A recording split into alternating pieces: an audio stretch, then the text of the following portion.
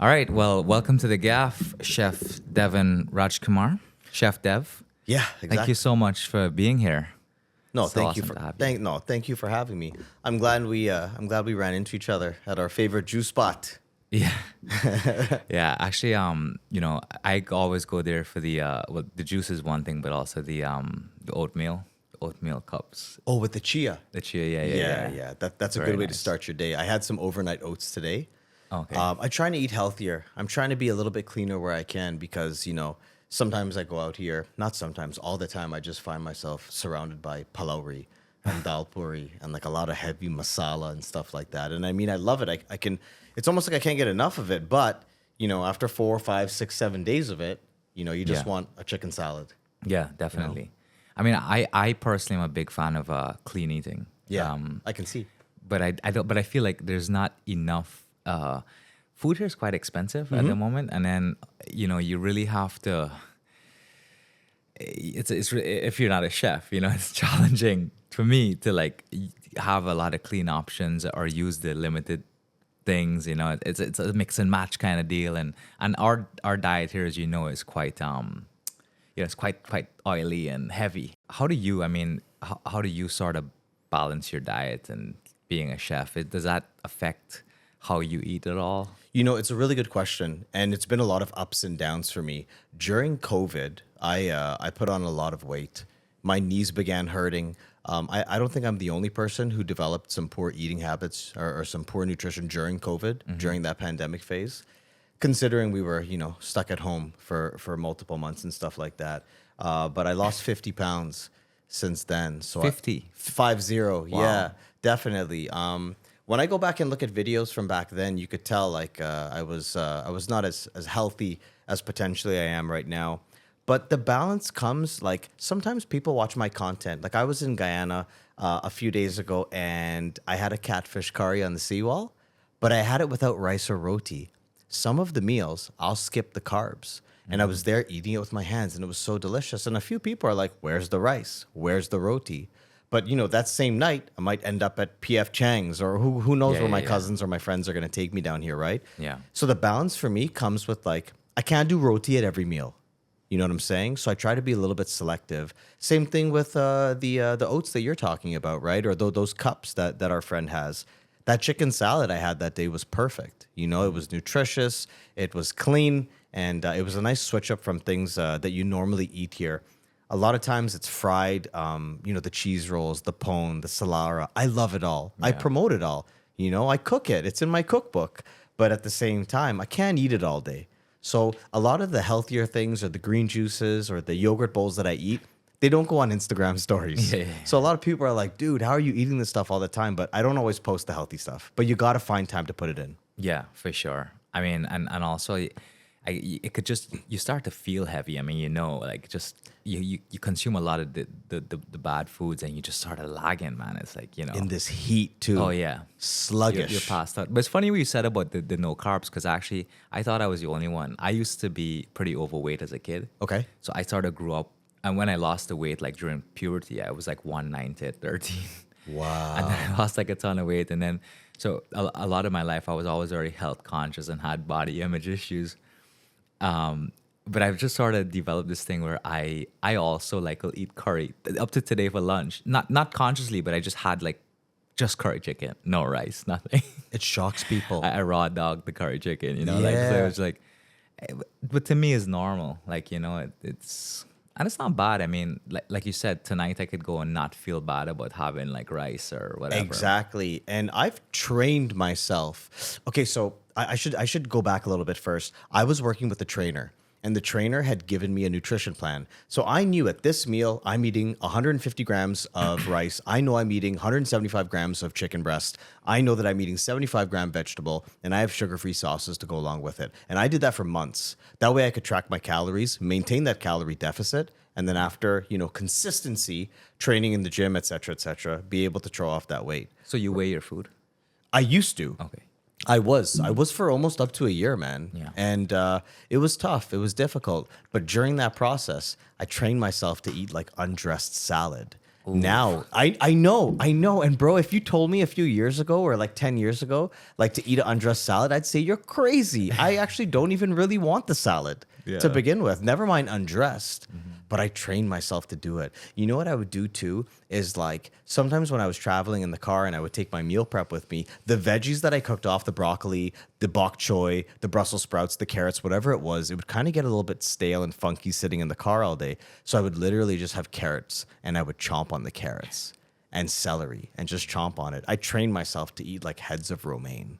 Oh, wow. Yeah, man. So like now to eat a bowl of curry with like a side salad, it's light. That's everyday story. But it's all about retraining yourself. And all the changes that I've made now, all the water that I drink, all the portion controls that I do, all these things that I do, I couldn't have done them all at once at the beginning when I started to eat a little bit cleaner. But over time, things have gotten a little bit easier. And now I have a lot more healthier habits than I did before. Yeah, your mind's a hell of a thing, huh? To be Crazy. able to recomposition how you think. And yeah, I've tried the weighing food for a bit. It's tough. It's tough, man. I mean, I did it for a couple weeks, but then it was just like, oh, like it's hard to eat with other people or even like sitting down with my wife to eat, you know, like you don't want to enjoy a nice meal but have to measure just white rice and then a side of, you know, chicken breast or something. It's crazy. And I travel so much. I'm Yeah. traveling year round. Every single month I'm somewhere else. So I've had to learn while I'm traveling to instill way better habits. But it is awkward when you're going out for dinner. And you know what it was? I stopped going out to eat. Yeah. I went from eating out 2 to 3 times a day to not eating out at all or saving it for a very, very special occasion. There was also a lot of instances too where I'd have a large meal, or not a large meal, but a regular meal prior to going out, like right before I go to the restaurant to meet my friends, whether it's a birthday or whatever else it is. But just like anything else in life, man, like you want to make improvements or you want to make changes, it comes with sacrifice. Yeah. So it really comes down to how bad do you want it? Yeah. So I want to talk about, you know, your story and sort of, you know, how did you get to this point? I mean, I don't know. Yeah. I mean, you know, I recently, I think I saw you a few years ago on Instagram. You know, you obviously do a lot of really cool content. And how did you sort of end up in this position of, you know, the culinary industry? Like, you know, you're heavily active on social media. You know, you obviously connect to a diaspora audience. How did you sort of build your career, like, you know, versus like, you know, just a normal, like a chef just working in a restaurant, for example? You're like all over doing promotion stuff. You have a book coming out, which we'll talk about. Yeah. How did you get to this point? Where did it all start? It's a really good question, a question I get asked very often. Growing up as a kid, and this is in the introduction of the book and all that, I had to really think hard as to like where this passion came from. And growing up as a kid, I was always attracted to the sights, the sounds, pot spoons clanging, like all the noises, the steam, the sizzling, the searing, all those sights, sounds, and aromatics coming from a kitchen or a space where someone's cooking. I was always drawn towards it. So I was always following my mom around the kitchen. Growing up, raised Hindu, we spent a lot of time at temple, you know, every Sunday and then other days throughout the week and then summer camps, et cetera, et cetera. A large portion of my childhood and teenage years was at temple. And that really influenced me for a couple different reasons. One, a time came when I was 8 or 9 when I started skipping Sunday service. You know, I stopped going into the temple or going to the school that was there. I stopped doing that and I started going into the kitchen to cook. And I'd have to scrape the sweet rice, you know, and I could barely see the top of the pot. And I had the boat paddle because it's for hundreds of people. And I'm there scraping sweet rice to make sure it doesn't catch. You know, I'm running to go get hot peppers. I'm stirring the dal. I'm serving kheer with my grandmother or whatever it was. And the other part of it, I said there was 2 parts. The other part of it is that I grew up with so much Indian influence. Like, of course, being an Indo-Guyanese, like my ancestry is from South Asia. It's from India, right? And our temple was split half Guyanese, half Indian. So while a lot of Guyanese kids are growing up with Indo-Guyanese food like dal, aloo curry, bhaji, pumpkin, katahar, bora, etc., I was growing up with saag paneer, malai kofta, you know, kormas, jalebi, mithai, different types of mithai and stuff like that. And now, you fast forward to now, I'd like to consider myself an expert in both lanes, and I freely go back and forth between them, right? But basically what happened was my dad wanted me to go into law, engineering, medicine, you know, all of those really all those types of fields where, you know, parents could be proud of their kids. Yeah. And Traditional Asian parent man, expectations. and you know what? I thought it was like I thought it was something from our culture. And the more and more I talk about this, the more I realize like it's a universal expectation Yeah, from yeah, yeah. parents, right? You want your child to go into something highly credible, based on societal norms, you know, based on that generation, what they expect.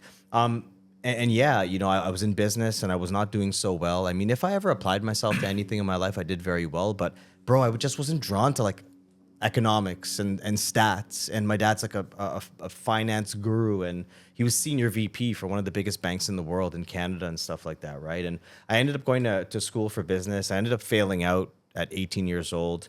I ended up messing around with jobs for a few years, but I've always been obsessed with food my whole life since I was a kid. It's all I talk about. I'm eating breakfast. I'm thinking of what am I having for lunch? Someone needs to go out. I'm the guy that you call, you know, to find out where to go to get the best food or this or that or this type of food or whatever.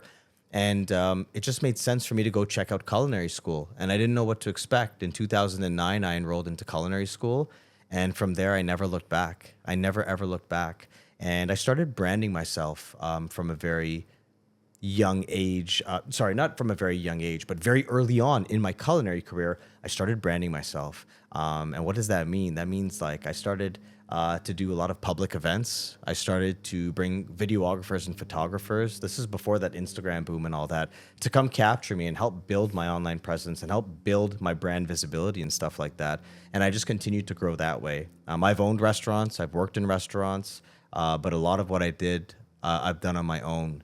And yeah, it's gotten me to the place I'm at today. But I mean, I could talk about this for a very long time. I have an unorthodox path. I just knew I had to bust my ass, prove to my dad that this was a good decision, because I write in the cookbook. When I told my dad I decided to go to culinary, he was disappointed. Yeah. You know, he's like, what? I mean, he supported me at the time. But when I was writing the cookbook, I went and I asked him, I'm like, Dad, were you disappointed when I said I was going to culinary? And he said, yeah. He's like, I thought you'd have to kill yourself. You know, I didn't think it was a career where you would make a lot of money. And I was very disappointed. He doesn't feel that way anymore. You know, I've built something really special. And there's not really anybody that I had to follow. There was no framework or guideline for what I've done or what I'm continuing to do. I figured a lot of it out as I went, and I made a lot of mistakes, man. And I've taken a lot of L's, you know, but most people don't see that. They don't see the input, they see the output. Sure. Right. So it's a really hard question for me to answer, but you know, it's something that I'm working on every single day, and I'm just figuring things out as I go, man. You know, and I'm really proud of what I've built and nurturing a community and standing up for mental health and all the different things that I do. But I don't really know how it happened. Yeah. How are you able to connect with like the Guyanese sort of population, because you spend a lot of time on social media talking about Guyanese food and stuff like that? How did that sort of come about, or finding that market? It's such a good question, and the honest truth is, it's only in the past 4 to 5 years, or even really in the past few years, that I've really stepped into this lane of showcasing and modernizing West Indian food, Caribbean food, Guyanese food, right? I like to say that I showcase and modernize both East and West Indian food. But I'll give you a quick story. It's like, you know, Chef's Table on Netflix? Oh, yeah. Really cinematic. It's like for a chef or anybody obsessed with food, there's a new Chef's Table coming. Like, I can't wait. Like, I'm at the edge of my seat. I love it so much. And one thing I realized watching that show is that you have these excellent 3 Michelin star chefs, and not always the case with stars, but chefs that have really made an impact beyond just serving food, right? And what happens with a lot of them? These chefs go, they leave their country, they go and they travel the world, and what happens? They end up coming back right where they started, and they end up finding the most inspiration ever. Yeah. I know chefs that have done this in Peru, chefs that have done this in India, you know, and there's a whole wealth of undiscovered ingredients. Like, imagine us going and traveling India. Every 50 clicks, the menu changes, the ingredients change. Same thing in Peru. They're discovering new potatoes every single day, it seems like. So the point I'm trying to make is that when I was going to culinary school, and when I came out of culinary school and I was building my name, I was trying to like master and learn as much as I could about all other cultures except spending time in my own. And then I realized I thought that Guyanese food and Caribbean food and stuff like that, it couldn't hold a candle to Italian, French classical, and all these different fields out there, right? And basically, I realized along the way that I could make it my job and my responsibility to shine a light on it and showcase it and change things a little bit, like put a little bit of Devan into it, Devan's travels and Devan's upbringing into it, and maybe make things a little bit more accessible to people outside of Guyana. What does that even mean? It's like when I put truffle pecorino cheese into a cheese roll, you know, or when I pulled the meat off pepper pot and I make tacos with it. You know, at first when I was doing these things, people were like, "Stop bastardizing our national dish." Yeah. Like, what are you doing, man? I want to talk about that after. But Yeah, please, yeah. Go ahead. At first, a lot of people are like, "What are you doing, man?" No, and I mean, for every one person that has something negative to say, it feels like there's 10,000 people who support me. It's like 99.9% of people support, and especially now more than ever. When I first started doing things like this, I was catching a few blows, right? But now, fast forward to today, people expect this of Devan.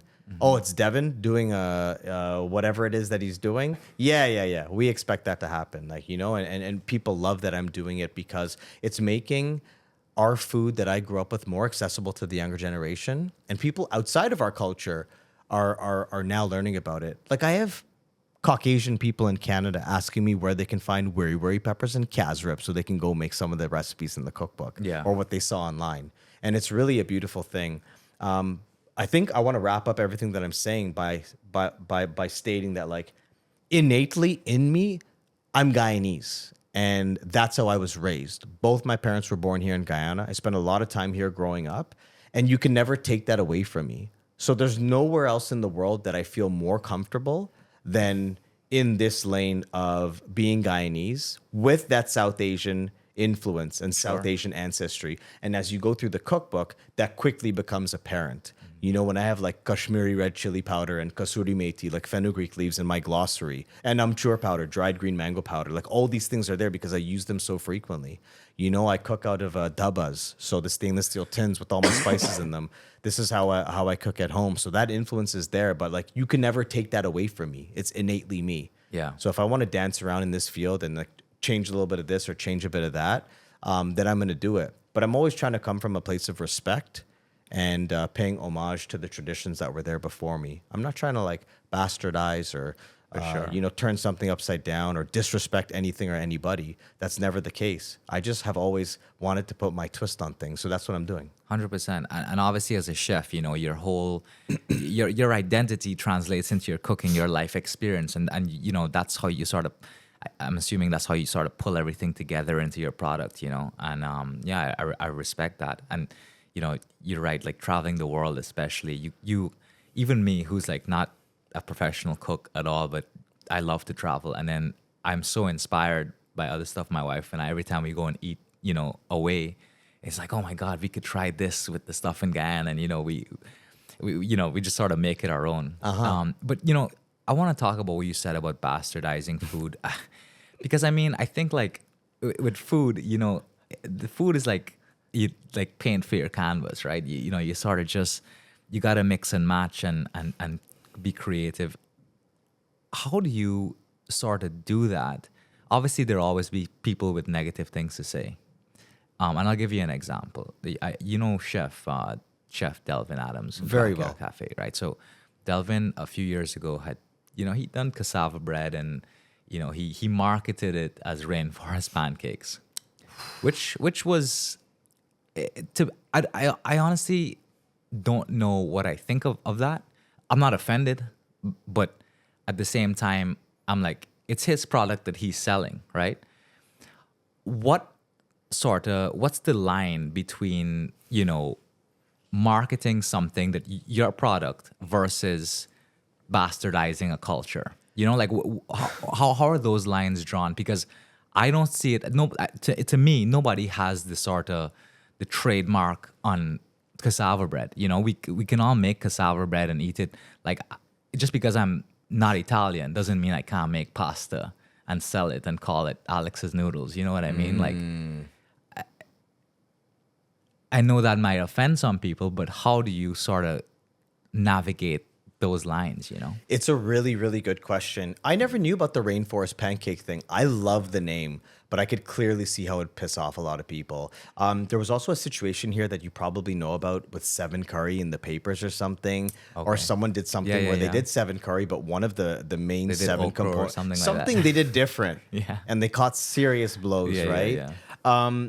It's a really good question, man, to be honest with you. And it's like, whenever I do anything and I switch something up, I'm never trying to disrespect anybody. And also at the same time, like I'm Guyanese, right? So like if I want to make a Guinness mango sour, then I'm gonna go ahead and do that. Like if I want to put five finger in a pine tart, I'm gonna go ahead and do that. Is it a pine tart anymore? Not necessarily.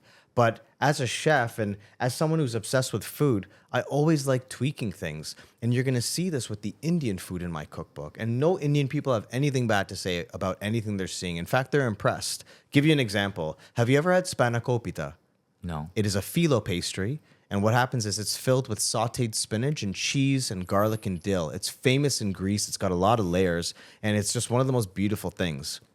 So we have a sautéed spinach and cheese, garlic dill mixture going into phyllo pastry that's folded up into a triangle or different shapes, brushed with butter and baked off, and you bite through all those layers, and it's crispy and it wants to float away. It's so light and it's beautiful and it's aromatic. And I'm thinking one day, like, there's a spinach and cheese filling, and I love saag paneer or palak paneer, which is a South Asian Indian stew with a cornucopia of spices. I've done it on Chef Dev at home, of course. It's one of my favorite things in the world, and it's sautéed spinach with paneer, cheese cubes in it.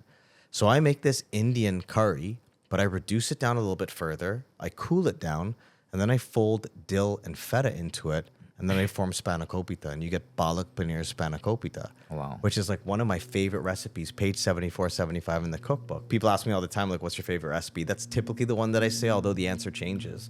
But it's a really good question, man. And I think that, like, it's a hard question to answer. I think what the important thing is if you're going to change something and if you're going to do something differently, maybe it's best to not name it the same thing that it was before. So in Delvin's case, like, I mean, Rainforest Pancakes, he's just marketing it Yeah. to a different set of people. Sure. Right? And I'll give you another quick example. Sybil's, one of the most popular spots in the world, in New York, in Liberty, they just created like this pepper pot patty thing. I saw that. Yeah. You saw that, right? If they had done that 3 or 4 years ago, I don't know how people would have reacted. Because I've been hammering pepper pot grilled cheese, like smoked pepper pot grilled cheeses. I've been doing so much with pepper pot. I made pepper pot ramen. And the ramen guy who's famous gave it a 10 out of 10, the way that I did it with the beef tenderloin and everything that I did. But I feel like now in our community, people are more accepting. Whereas before, Guyanese people are fiercely loyal. If you're doing something, then it's done this way, and you can't mix up anything in Yeah, it. Like yeah. it has to be done the way that it's done. But you have people like Delvin doing things differently. People like me definitely doing things differently. Sandy from Sandy's Backyard Kitchen. Bro, she made cherry achar the other day. Sandy cooks from her garden whatever she wants, and she mix up like whatever she does what she wants to do, and she ends up creating such beautiful food because she thinks outside the box and she has no rules. If I'm cooking for myself at my house, I'm gonna do whatever the hell I want to cook. Like when people online are like, you shouldn't do this, you shouldn't do that, like, get out of here. Yeah. I'm the one eating it, like, That's it. I filmed this amazing video with Golden Gully, millions of subscribers, and his Pakistani mom was learning from my Guyanese mom how to make roti. And my mom rolled out her roti and used her nail to cut it. People lost their mind on Facebook, bro. And they're telling you, you shouldn't use your nail to do this. I'm like, my grandmother taught my mom to do this. Like, this is what you do in Guyana. Like, Yeah. who are you to say how we eat in our home, So online, there's always going to be people hating. But I try not to pay them no mind, man. Like, Yeah. there's haters out there. And I feel like if there's haters, you're doing something right. And I do my best to kill them with kindness. There's no point in engaging with those type of people online. No, for sure. But it is an interesting conversation to have. I mean, I think, and one of the things about Guyana, just to pivot, into our sort of culture, is that we have so many good foods, but like you said, we're fiercely loyal. So everybody sort of does everything the same way. Like we sell in Polarity here, we sell in Cook Up there, curry, but it's just the same. There's no, people don't really yet. I mean, it's starting to happen more now, but like think out of the box and how can we how can we sort of diversify our culinary options, put a spin on them, and capture more market? You know what I mean? It's starting to happen. It is. But if everybody's selling the same cook-up or the same curry, I mean, the differences are just marginal, right? Your curry might be slightly better than mine. Right. But the value isn't, it's just the market's saturated. And I think, like, it's also, a world, people will be able to experience more through these, like, variations of food as well, and ponder on them. And you don't have to love it, by the way. The market will tell if it's accepted or not, if people buy it. Of course, but man. I mean, it's like it's what we have to do to start marketing ourselves, and there's so much business opportunity in there for us to, like, take our brand to the next level as Guyanese. I feel that it's very important that we start thinking outside the box and not being afraid to go against the traditions a little bit, try something new. Like, I've always been so creative. Even when I was in culinary school, even the years after that, I never thought anything about taking this and mixing it with that. I have a product that I'm working on with a very, very famous restaurant here, right? And I don't want to say what it is, but it's going to be launching very soon, and it's going to shake up the pastry grab and go scene. It's going to shake up the glass window cases all over Georgetown. I don't want to give any hints or tips or anything to what's coming, but I feel like I'm the right guy to do this. And this establishment that is very well established in GT, they were already kind of doing this on the low through caterings and stuff. I'm just helping them tweak it and refine it, right? And I'm glad that they're thinking outside the box, because it's a beautiful thing. And I know things like what I'm going to do next week, what Sybil's is doing, it's going to get people to start thinking outside the box. Tropical Isle as well was doing a pepper pot sandwich, with, I think, cabbage slaw and stuff like that. And they serve it with a little bit of gravy on the side. Okay. Like, imagine getting a pepper pot sandwich. Yeah. I did the pepper pot burger pop-up there. That was one of the first things that really blew me up on the Guyana scene. I went to Tropical Isle on a Wednesday. Tropical Isle, for anybody listening, is in Richmond Hill, New York. It's Richmond Hill, Queens, New York. And I was there in November on a Wednesday at 5 p.m. And hundreds of people came out to see me. And I did the pepper pot burger pop-up. So what does that even mean, right? Yeah. So instead of cooking a beef pepper pot, I made pepper pot gravy. So the same, and that's what I do a lot of the time. I build out a gravy with everything: cinnamon, clove, worry, dried orange peel. Onion's not traditional in pepper pot, but I love the flavor that it adds. Helps build a sauce. Onions, garlic. I add some ginger too. I do a few things that are not super traditional. Star anise, casrip, brown sugar, water. Stew it down. Cornstarch slurry if necessary to tighten it up. And then we sear off our burger, and then we glaze it with this cooked gravy. As you're eating it, you're tasting pepper pot. Right? But then we put it on a burger bun and stuff like that. So that was one of the things that I think really catapulted me into this direction and really got me known by the Guyanese diaspora and in Guyana as well. Okay. Right? Was doing that. But I'm excited to see what's coming, because the more and more people start doing this, the more we're gonna have. Like MetMG as well, Althea. She's doing a lot of stuff that's gluten-free, which I think is very important. A lot of people reach out to me, bro, and they're like, Chef Dev, I'm Guyanese and I can't eat half our food. I can't eat roti, dal puri, palauri, bara, this, that, sada roti, like bake. I can't eat any of it, right? So what do I do? And we do have some options in my cookbook, but Althea is amazing for that too. Yeah. She does a lot of amazing stuff. There's a lot you could do with casrip, which is kind of cool that you did the burger, because I was on a shoot with Gordon Ramsay one time, and he did like the pepper pot wings, which are like insane. That's one of the most about that. It's one of the most popular recipes in my cookbook. Yeah, I didn't even know he did pepper pot wings. Did he? Yeah, he did a show here in Guyana with Delvin.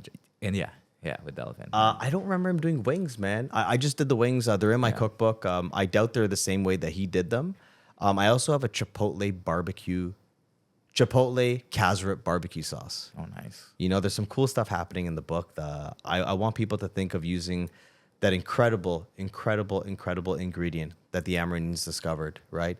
And using it in different ways, as opposed to just pepper pot and casrop fowl and stuff like that. So there's a lot of cool stuff in that book. So how did the book, come about? Like, what sort of made you decide, I want to put a book out there, a recipe book? Well, the answer kind of ties in a little bit to what you prompted me to answer before, which is, and I'll answer it this way.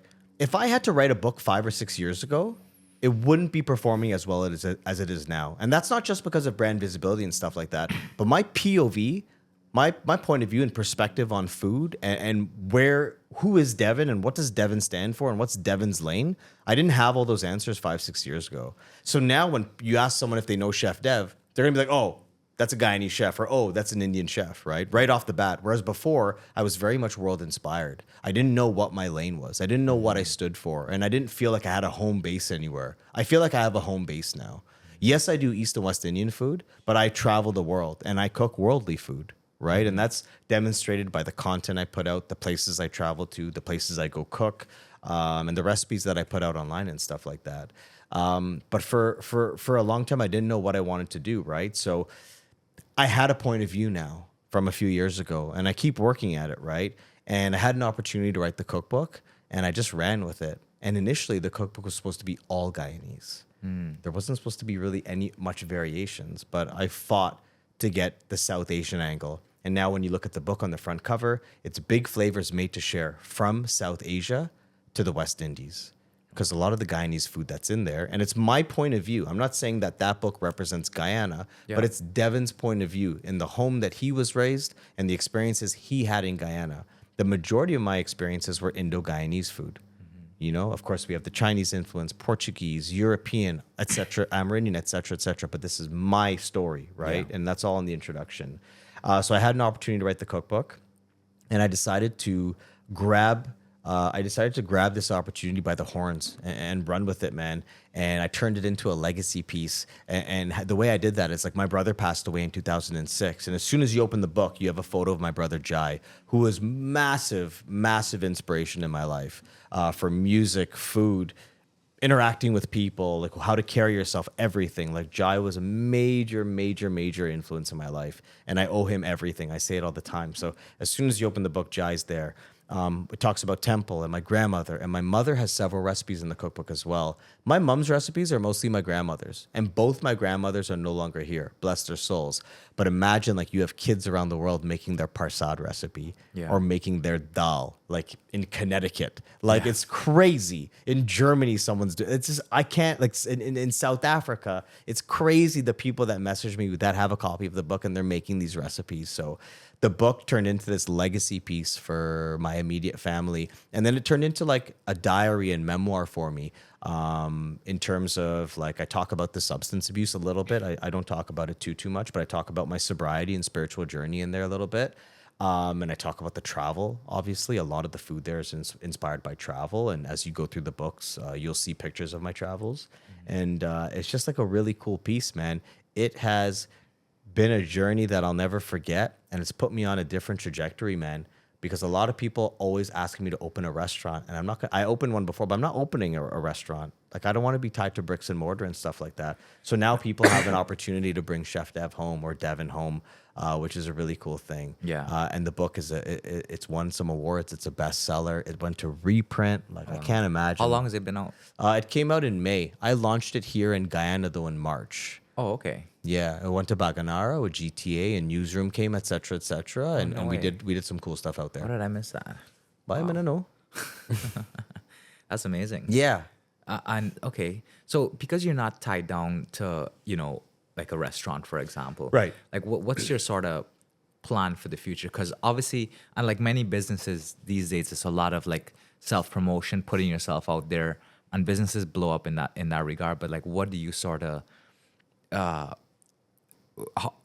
what's your sort of goal over the next 5 to 10 years? I know that's a big question, by the way. It's big, and it's a question I need to be asked because I don't really have much of an answer right now. I do a lot of brand partnership work. Anybody that watches my socials will see that. My work is so dynamic, bro. Like I'm here now promoting the book. 2 weeks ago, I was cooking for a wedding at the Ritz-Carlton in Portugal. Oh, wow. You know, the clients were from New York. They brought me out. Like earlier this year, I was working in Turks and Caicos as a consultant, redoing the whole menu at a luxury 5-star resort. I added 17 items, a Nikkei menu I did, Japanese, Peruvian, right? Just to talk a bit about like how I'm not just doing East and West Indian. But every day is different. I've been traveling year round since for the past couple of years. It seems like I've always been on the road. But coming up, I'm working on a few different projects. We are working on expanding the merchandise line. We're working on cookware as well, which is something that I'm really looking forward to. And I'm looking to partner with some different brands out there to get some stuff into the retail spaces. You know, so we're working on ways now. I have a team. I have a community manager, and I also have a team that represents me. Okay. And we're having the discussions on how to leverage or monetize the this massive audience that I've built and stuff like that. That's the trick, right? You know, getting it is one thing, but then being able to sort of utilize it and build it's, you know, Passively kind of crazy. as well, right? So these are all things that we're working on. I want to do another book. What about I just feel like, you know, you bring such energy and passion. Like, what about like a cooking show, like a traveling cooking show, you know? Yeah, that kind of man, thing? like that is a dream. That is 100% a dream. Is that the kind of 1% in the industry that gets those opportunities? Way less. Way less. Yeah, 0.001 maybe. Yeah. Because you got to think these days too, like there are so many people just doing this online. Yeah. You know what's interesting is like everyone from the Guyanese community is like, hey man, I watch your show. We hear this all the time. It's, hey, Chef Dev, I watch your show. And it's like, what does that mean? Like Instagram, TikTok, or YouTube, it's all a show. Yeah. And this is what every Guyanese auntie and uncle says. Or, you know? And it's like, I have my own show. Mm-hmm. If you follow me on socials, like I'm putting out crazy content. I put out this duck curry video today. That's just like so much fun. With Alicia's Pepper Pot and Being Rocky in Florida and stuff like that. And I feel like I have my show. I'd be very interested in Netflix. Yeah. But then you have like... sorry to cut you. Yeah. What's the difference though? Because you're right. Everybody can put out their content. You're building your own following. So, you know, and you have a pretty big following and people, it's very accessible. What's the difference between getting the success you have now in that versus being studio backed, for example? It's monetary, depending on like the YouTube subscribers that you have or the monetization you're making from social media. Monetary is definitely a big factor there. Brand visibility, like Netflix has a massive viewership, right? Yeah. So a lot more people will have accessibility or access to you rather. We now have Hulu and all kinds of streaming apps. A lot of people have shows on there. I mean, for a long time, like I was inspired by Emeril Lagasse, who is like oh man, I waited 4 hours. I was like 10 years old. I waited 4 hours for his autograph. I was just a kid, man, and he just liked one of my posts recently, and I screenshot. Oh, bro, I was like, congratulations! You joking? My dad used to watch him all the time. Oh my god! Well, I was a kid watching him, and I'm like, this guy makes cooking so exciting. He's such a performer, and he got me really excited, and he was a huge influence on me. But yeah, like I'm not really sure what the future holds, though, man. Like I'm thinking I want to keep traveling and I want to keep doing different things like that. A show would be amazing, but I'm not really sure if that's that. I'm doing it already, you know. Yeah. Like it's I don't really know. For sure. I put out so much content, you know. I don't know, like a syndicated show, like an official show would be cool, but there's just so many people doing it. The Food Ranger, Mark Ween, Sonny's Best Ever Food Show. Like there's so many travel food creators out there. I do feel like I'm different and I bring my own thing to it. But you would have to niche off, you know, like you would have to sort of, like you said, you get in a lane that caters to. I feel like we should just do it together. Not true? It's not a bad idea. You could try. You know, we'll get someone on board. We'll get Indie to sponsor the whole thing, and we hit the road. The travel guy and cooking Caribbean foods. Oh, Caribbean. The Caribbean. Sure. Yeah, man. Yeah, I love food, man. I like to cook. It really relaxes me. It's so therapeutic. Absolutely. But Vicky's actually the cook. She's amazing at cooking, and so is my dad. So I think being in a family that really is like obsessed with food and the nuances of different things, and you know, it's really like inspiring. Because I would hate to like not be able to have any skills, you know, relying on someone to prepare food for me, you know. But I thought at the beginning, though, you mentioned that you're not very strong in the kitchen, though. Well, not strong compared to her. Oh, but like okay. I'm strong enough where I can cook something. Like I'm happy to like go and experiment and be confident that it's gonna be edible, you know. But because I feel like the standard is so high in my family, I don't consider myself a good cook. Well, for having me on here today, before I go, I brought an extra cookbook that I like to gift to Real Guyana. The only thing though is that within a month, you need to send me a photo of something that you've cooked from it. Absolutely. I'll Okay, send you because three. there's so much Three fun different- stuff in there. I'll send you 3 different things. That's amazing. Thank Yeah. you so much. Oh, pleasure. It's my pleasure. Thank you for having me. Yeah. So just to move on, by the way, you're not pressed for time, are you? Not at all. Okay. I go to the gym at 5, so I have a lot of time. Okay, great. Me too. So, you've been obviously in and out of Guyana a lot recently. Yeah. In the past few years, and you know the sort of culinary scene globally. We're changing as a country. We're developing. There's a lot going on. As a food person and someone that likes to go out and eat, especially, I feel there's so much missing in our society. So many things that can be capitalized on that we don't do. What are some of the things that you think that people can do more of here with regards to like offering food? Whether that's like different genres of restaurants or more grab and go stuff. Like what is something that we're not capitalizing on here? I think even before getting to the food, it's having the people here, the individuals here, trained appropriately. One of the dreams that I have, and one of the things that I want to do, like I'm so big on giving back to the community. A lot of the work that I do is to give back. Like I have Seva tattooed on my arm here, which is selfless service without praise or recognition. I was on a podcast recently and I was doing an interview and someone's like, why do you do what you do? Or like, what's your purpose for life? And I always come back to just like helping your neighbor and giving back as much as possible. I was raised that way, but it just really resonates with me. It feels like the right thing to do, and it kind of gets me out of bed in the morning. And that's why I wrote the cookbook. And that's why I'm trying to be motivational and inspire and lead by example online with the content that I do. And then that's why I got sober. I knew I could be a better version of myself. And I knew once I got myself whole and fixed myself one day at a time, that it would impact others in our community to do the same, right?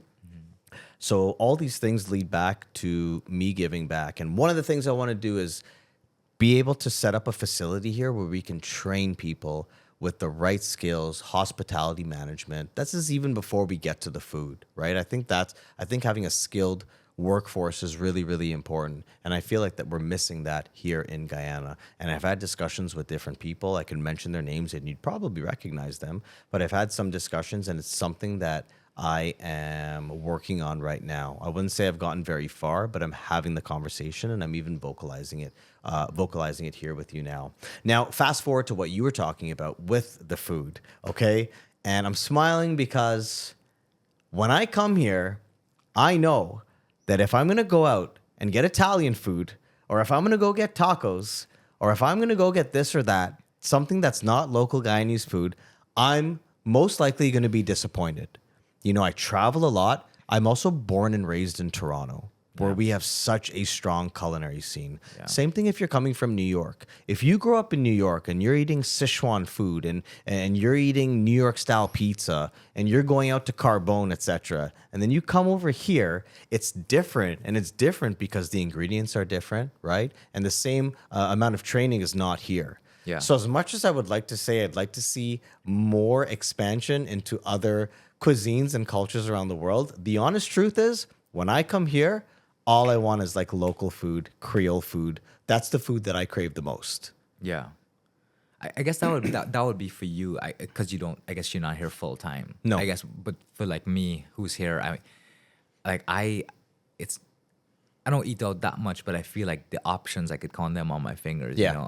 Of like, and then you cycle through that so many times that it's like, I was having this conversation with someone the other day that even like your go-to restaurant, you'll accept the quality being terrible because it's like you're too scared to go anywhere else, So even if you're getting mediocreness, it's like, well, it's better the devil you know than the devil you don't, right? That's right. And I think like to me it's like real sad because even something like just like grab and go coffee we don't really have here. There are a few places that do it, but like if you have like a cheap cup of coffee and like a small sandwich for like $1,000, or $1,500 or whatever like amount that's quite like accessible. Mm-hmm. Where it's like, okay, this is a pick me up breakfast, I'm gone. That's a good business to have that's not really capitalized on yet. And it's a big business. Yeah, huge. I've noticed from this trip to like, coming here 10 years ago, the culinary offerings have changed and they've expanded quite a bit. Mm-hmm. And as the days go on and as Guyana begins to become increasingly more popular and more spoken about. And as more investors come in here, and as people start to think a little bit more outside the box with respect to the culinary world, more restaurants are going to come, and more diverse offerings are going to come too. I just don't think it's where it needs to be right now.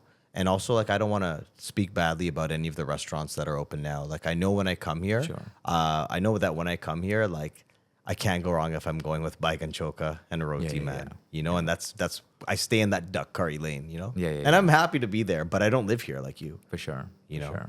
I love duck curry, by the way. It's my favorite. The best duck curry I ever had was by someone's house, and I was on a work trip, and then we just happened to stop at the person's house, and they obviously classic Burby's family opened up the doors, come have lunch. Duck curry, oh my God. Fantastic. I'm going to Burby's on Monday. Oh, well, I hope you get some duck curry. Wow, we're catching piranhas the following morning. I'm making piranha tacos. Oh, interesting. Yeah, man. On the boat, catch and cook. Are you going with Dylan? Sure am. Nice. I met him in Burby's in March. Great guy. And then I was at the Babe Cave. Okay. Amber's going to be carrying some of the books there. I love what she's doing over there. Nice. And I believe Dylan's wife is there. Which we Crafty yeah, relation. exactly. So that reminded me, like, hey man, I'm supposed to reach out to Dylan.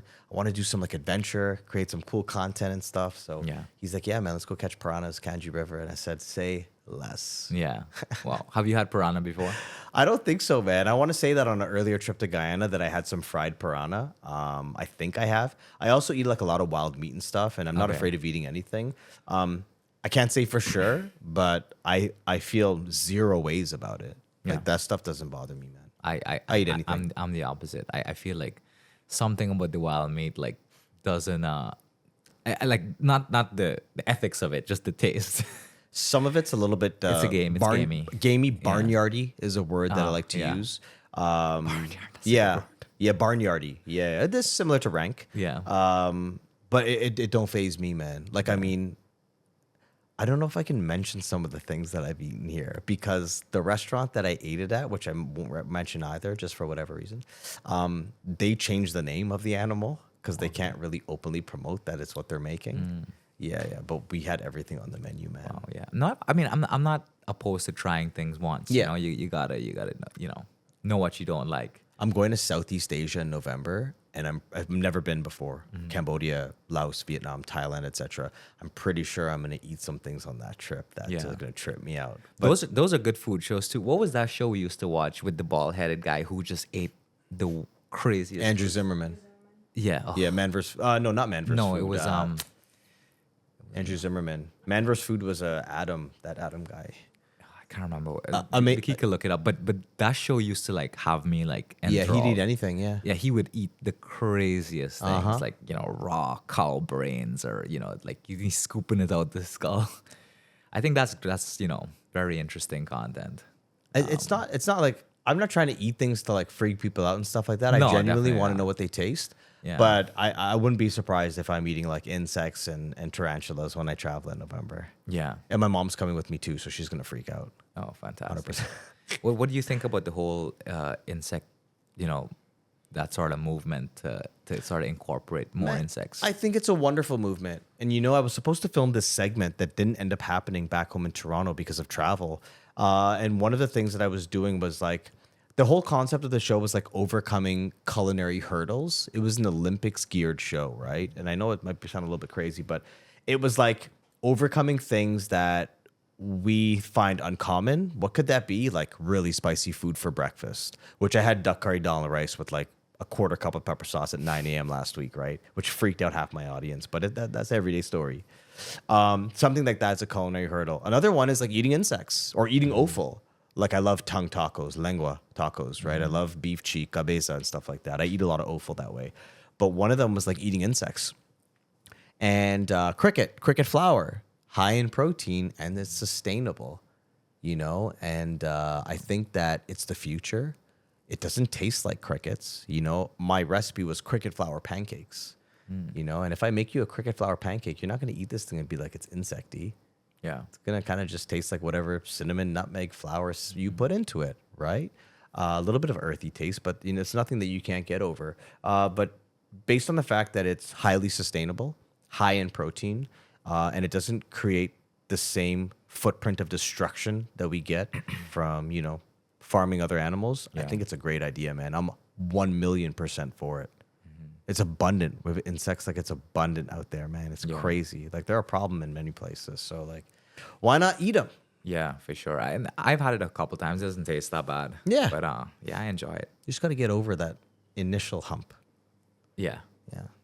So what is your plan for the rest of the year? Are you going to keep promoting the book, or are you sort of moving on to other things? I have projects on the go all the time, Okay. but I'm going to ride the cookbook wheels until they fall off, man. Nice.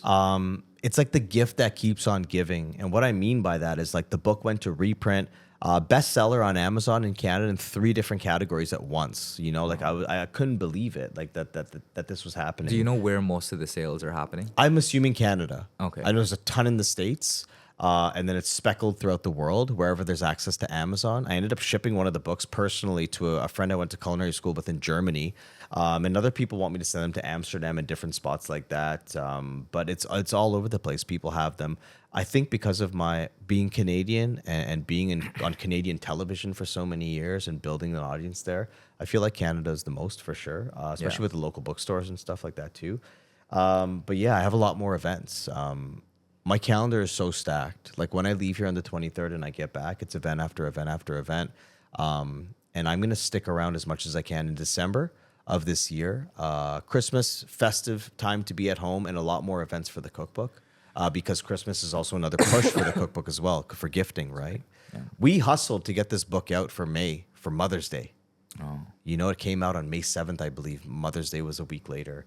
But yeah, gearing up for another heavy year of travel. I expect some really exciting things to come my way, and we're going to keep working on my end to build the brand visibility, work on those passive income streams that we were talking about. Have you done a virtual version of it yet, like where you cook everything that's in the book? No, I haven't. I do reels. I do videos on my page where I've done the garam masala pecan pie, the Bombay tomato chicken parm. I've done these videos. I've done collabs with them. Also, other people are cooking them and putting them online as well. But I don't know that I would do every recipe in the Okay. book, nor is there a digital version of that book. Gotcha. Because I feel that would get pirated really quickly. Yeah. It wasn't even an option with the publisher, but people ask me, is there a digital version of it?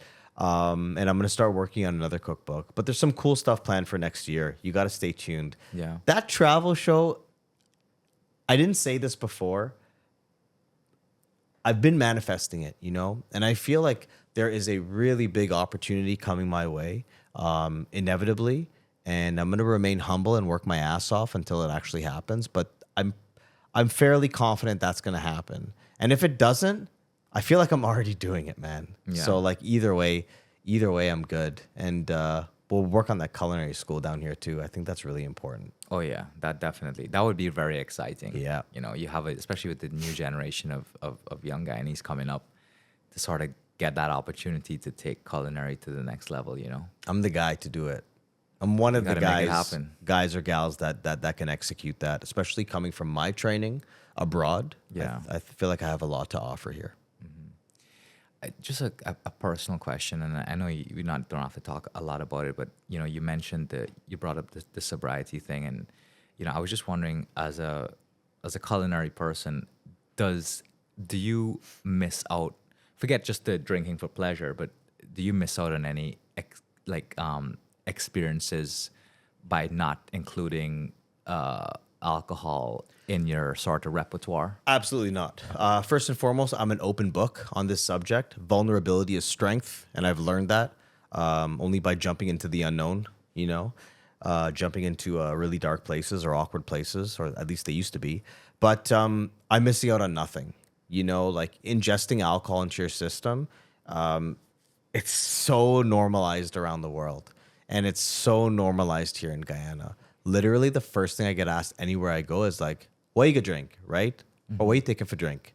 And when people hear that I'm not taking a beer or rum or vodka or whatever it is, like, they're shocked. Like, I see the shock on their face. Like, they can't understand. Especially, a lot of people know about me here too. So it's like Chef Dev shows up. It's like, you want beer? And it's like, no. And it's like, but you're a really like popular chef. Like, you're a successful person. Like, why wouldn't you drink? What's wrong with you, kind of thing. And I don't feel like I'm missing out on anything. I don't miss out on like not being able to drive or like storing extra fat in my system. What I don't miss is like acting like an idiot or acting out of character. Like I'm 100% myself every day. Yeah. I see people drink around me and gradually change throughout the night until like in many cases, many of them are goddamn embarrassing. You know, I don't miss feeling like shit the next morning and not being able to train. You know, like these are the things that I value now. So I don't feel like I'm missing out on anything. In terms of cooking with alcohol, I still cook with alcohol, not often, but it's not about like me not drinking that I'm not going to cook with alcohol. If I want to flambe something or if I'm making risotto, I'll put a glass of dry white wine in there and reduce it down to OSEC. Absolutely. Right? I love Heineken Zeros. I crush them. Yeah. Yeah, man. I heard 60s it's good. I haven't had it yet. Bro, it tastes like Heineken, 60, 70 calories, whatever it is. But it's like when I travel nonstop and I'm very social. So if I'm at a concert or if I'm at if I'm at PF Chang's with 5 of my cousins and they're all having drinks, it helps me feel inclusive. You know, like I've been to a lot of places where they don't have any non-alcoholic beers and you get mocktails or whatever, or I'm like the one guy standing there with a bottle of water, you know, like, but having that beer, just feel like, you know, it feels really inclusive. It doesn't trigger me to make me want to drink or anything, but it's one way that I have found to get through those situations. But I'm not missing out on anything, bro. There's so much more available to me, the fact that I don't drink. The only tricky part is, as I mentioned before, it's so goddamn normalized. Yeah. There's bars everywhere. Liquor is everywhere. You go out, you have a glass of wine. Like, it's just the way that it is. But I no longer want to numb myself, numb my feelings or emotions. I no longer want to act out of character. I no longer want to be dependent on anything, you know? And for those reasons, I don't pick up the alcohol. Where does the motivation come from to just, you know, in terms of your brand and stuff like that? You're constantly on the go. You have to come with high energy all the time. You know, I mean, because you're promoting yourself, right? And it's just normal to do, but it's also a very hard thing to bring day in, day out. Where does the motivation to do that come from? Because a lot of people, I would say even myself, have this thing where, you know, you get some steam sometimes to promote something, but then it only carries through for so long. So where do you sort of constantly pull from to get that energy? You know, you just came from like a book signing. You got tons of book signings going on. You're all over the place. Yeah. You know? I just came from a film shoot to a book signing to radio to here. Oh, okay. Right. And it's you know, it's not too late in the day. And I also feel like this podcast, we could talk for 2-3 hours easy. I've done like 1.5, 2 hour long podcasts just on sobriety and stuff like that, right? The energy, couple things to share on that. I've always been high energy. Ever since I was a kid. I just turned 40, and now that, like, you know, I'm training regularly, eating better and stuff like that, I feel like I still have a ton of energy. I'm very ambitious. I get it from my dad. He's extremely hardworking. Like, even at his old age now, like, he'll put on, like, you know, a weight belt and go out into the backyard and like dig up rocks and just kill himself. But a big part of it too is like building a legacy, but not necessarily just a legacy for me, but a legacy for my community. That's something that gives me great purpose in life. You know, someone told me that a long time ago, and it resonates with me. I always thought about legacy for me, legacy for my family, but the community is a big thing. It's so much bigger than me, right? The other thing too is I did like 13 pop-ups in July. I did like 4 in Florida, like 5 in 7 days in New York. I did several in Toronto, and I ended up coming home from New York at the end of all this, like fever, flu, broken, and I was in bed for 4 or 5 days. So yes, I have high energy and I'm go, but I am doing things a bit differently now. Mm-hmm. I'm not pushing myself the same way that I do. I'm not training on travel days like I always used to. I used to get off the plane, bro, and go straight to the gym at like 10 p.m. Yeah. Stupid. You know, it's unnecessary. I'll do that sometimes. Yeah, if I feel it, and if it's right, if jet lag, whatever, then I'll do it. But I don't force myself to do it like I did before, because training and exercise for me is mental fortitude. Like, it ties right into my spiritual journey. It's I don't want to say an escape, but it's a release for me of adrenaline, endorphin, et cetera, et cetera. Yeah. Another good example is like I stayed in last night. You know, like there's so many people that I want to spend time to see, and I want to go over the bridge to see this aunt, and I want to do this and that. But I just sat my ass down in the hotel. I ate there, and I just laid in bed. You know, it's not something that I would do before. Normally, I'd be out gallivanting and stuff like that. So I'm slowly making changes. As much high energy as I have, I don't want to say it almost killed me earlier this year, but I can't move at the pace that I was moving at all the time like I was before. So Yeah. yesterday was go go go up until the evening. Today is go go go go go. Like from here I go train in Lusignan, and then I go to dinner with a bunch of chefs. That Peruvian restaurant, the Nikkei restaurant, Oh, by the nice. way. Yeah, with a bunch of chefs and stuff like that. Lovely restaurant. Yeah. So today's literally like 7 a.m. to midnight, you know, and there's some personal stuff in there, but I can't do this every single day. Yeah. You know, so I try to just pick and choose. It goes back to we were talking about balance at the beginning of, you know, so it's just finding the right balance. I'm learning every day. Yeah, I totally relate. I mean, I played a lot of sports and I play squash for Guyana, and it's so crazy. Like when you get older, you kind of your body just doesn't respond as much anymore. How are we not playing squash? I'm playing with DJ and Miguel on Sunday. Oh, really? Yes, bro. Like I'm a huge squash player. Oh, I was just at What time you Robin's guys- place. What time? Oh, nice. That's a great place. Yeah, I put it online and everything. And I Oh, played at nice. Everest in March. And what's the other place? The beside Everest? Georgetown Club. No, there's like 3 letters or something. Oh, NRC. Yes. Yeah, oh, that's a great place. We're too. playing 1:30 after I'm done filming. Okay, if I'm free, I'll come by for sure. How are we not playing squash? Yeah. I brought my shoes. Oh, nice. I didn't bring anything else, but I brought my shoes. Yeah. I didn't know you play. Bro, I love squash so much. How long have you been playing? I started in 2015. Okay, so this actually ties right into the sobriety thing. I actually went clean and sober for like 10 months in 2015. I have a racket sport background. I found squash and I fell in love, and I was playing 3, 4, 5 times a week. So that's how I kind of fell in love and got obsessed with it. But it's my favorite sport to play. Nice. I was playing at a gym called Good Life in Canada, and they started me off in Division 6. I won 6. They pushed me down to 3. I won 3, and then I won 2, and then they put me into Division 1. At the gym. It's not like professional stuff like that. And then I got my ass kicked in 1. Right? Yeah. But I'm just obsessed. I took a few games from Miguel, Oh, nice. and he's good. Nice. Have you played him? I have not. No. Yeah, he's a young. You play DJ. Yeah, no, DJ. DJ and I are childhood friends. Yeah, I think he's gonna punish me on Yeah, Sunday. yeah. DJ's he'll run you around. He won't say that, but I will. Yo, please train me, coach. If you teach me how to cook, I'll teach you how to play I squash. have broken wrist, man, and like I need to. I Yeah, I you need help. gotta Keep that wrist cocked for the most of it, you know. Broken wrist, like late prep. I mean, With squash is like the thing with squash though is like it's so I love it, but because I've played it my whole life. I D1 in college and really playing for Guyana.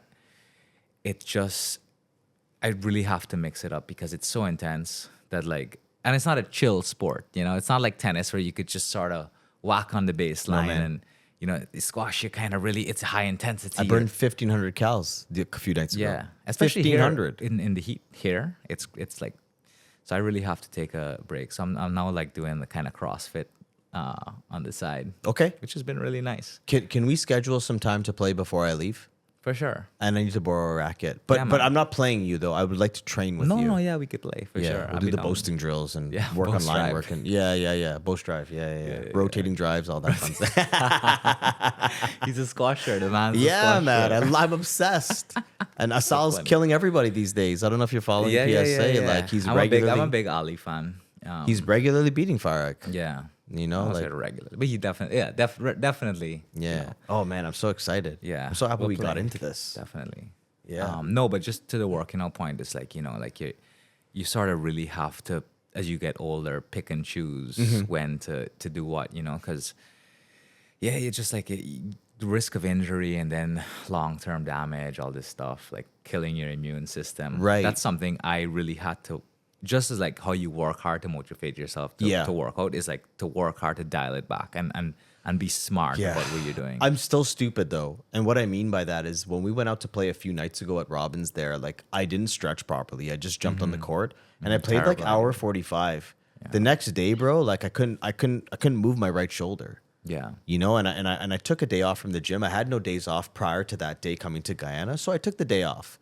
But like just sore beyond belief, man. So yeah, like I'm learning to scale back a bit, and I should have stretched for a good 15, 20 minutes prior, and I should have stretched the next day and stuff. But it's a learning thing, man. Like I'm not perfect, and I make mistakes, and You got to be kind to yourself too, you know. yeah, Give yourself that's a something break. that I was really harsh, man. Like a lot of negative self-talk and stuff like that when I went sober. So that's another thing too, is being kinder to yourself. I'm learning about all this, and it's daily practice, man. I learn as I go. Yeah. Also, as men too, I think we tend to be a lot harder on ourselves with those things. You know, like, oh, I should have done this. What are you thinking? Like, you know, like sometimes it's like, okay, I made a mistake. I'm gonna dial it back and come again. You know. Men don't often want to show any chinks in their armor, right?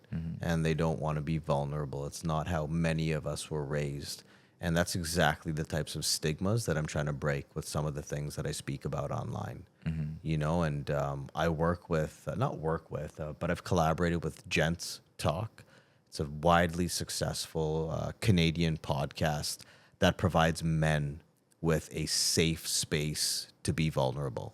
Provides them with a platform to share openly and talk about men's mental health. And I've done several events. I've done 2 podcasts and a live public event with them as well. And that was, it's funny that I bring that up because about 2 years ago, I did the first Gents Talk, and I was like a year or like 12 or 14 months sober or whatever. And I put it out online, and that was like the first glimpse that the public got that I was actually on the spiritual journey and that I was sober from drugs and alcohol. I was very open about fears, insecurities, resentments, not being able to process feelings and emotions and all this stuff. And I just let it out in that podcast. So Yeah. I want to do more of that, and I've done a lot of it, but I want to continue to do more of it. We come from a culture where like you sweep things under the rug. Yeah. Right. And that goes for like the Indian culture too. And I say that because I get a lot of this feedback back from people who watch these podcasts or see the sobriety videos that I put out online. You know, and it ties directly into what I was saying before is like, if something's wrong with you, you don't talk about it, or you sweep it under the rug, or you get black sheep a little bit, or it's just not open for discussion kind of thing. Yeah. And alcoholism's a big problem, man. I would say it's one of the biggest problems over Yeah. here, right? So something we should definitely talk about more. These things have to be platformed a lot more in Ghana, but not just like platformed in the sense of, oh, this is like just bad and we shouldn't do it. It's like experiences have to be shared, and you got to talk about you just got to be realistic. You know, I actually was having a conversation with someone the other day, and they were like, because we have a lot of what we call crimes of passion here. So What does that mean? Like a lot of domestic disputes. So like things get very emotional and out of hand, and then there ends up being like violence or murders between domestic units, like families, you know. And we were someone was telling me about one that happened the other day, and it's like the person was like, oh, could you believe that, like, you know, it can get to this, like things get to this stage so easy? And I'm like, you know, I can, because people here don't really express how they feel and are able to communicate that in a productive way. And it's not easy, by the way. I myself have had massive struggles doing that as a man, you know, without just getting angry and blowing up. Oh, yeah. Been You there. know, so you really have to make the conscious effort to like continuously work on it, and then sort of force yourself to learn emotional intelligence. Yeah. And I think that's like something that we as a society here have a long way to go, because you know, it's not easy. And then you mix lack of emotional intelligence with like alcohol. It's a recipe for disaster. It's an explosion. You know? I feel like at a very young age, I stunted my emotional intelligence because I started smoking marijuana. You know, I was like 13, 14 years old, smoking a lot of it. And I feel like it gave me at the time what I thought was like a safe space. Yeah. You know, like any of the negative emotions I was feeling, it just kind of gave me an escape from it. Yeah. And I found like a very warm, safe space being outside of myself, or altering my Yes, state of definitely. consciousness, if you would rather. And yeah, man, it's only up until a few years ago that I started to learn about emotional intelligence and how to start going through some of the tougher things in my life instead of constantly going around them. I mean, it's such a deeper conversation, Yeah. what we're like kind of glossing over or navigating on right now. And I have a lot to talk about when it comes to that stuff, but Yeah. maybe for part 2. No, for sure. Well, you know, on that note, I just want to say, you know, Chef Dev, thank you so much for being here. It's been so much fun talking to you. I wish we discovered the squash thing sooner. I feel can't- Like, it's I all feel I like can we think hit it about. off. I feel like we hit it off as soon as Oh, that was man. mentioned. But you know, I really appreciate what you're doing. I'm a big fan, and a growing fan. And I wish you nothing but success in the future. And I really hope you come and start the culinary school in Guyana, because we so desperately need it to take our culinary game to the next level. And I'll be rooting for you. Man, I appreciate it so much. I reached out to you guys, I think, a little while ago. Big fan of what you do as well. Let me sign this cookbook for you. And yeah, mad love to everybody listening. Awesome. Thanks so much for being here.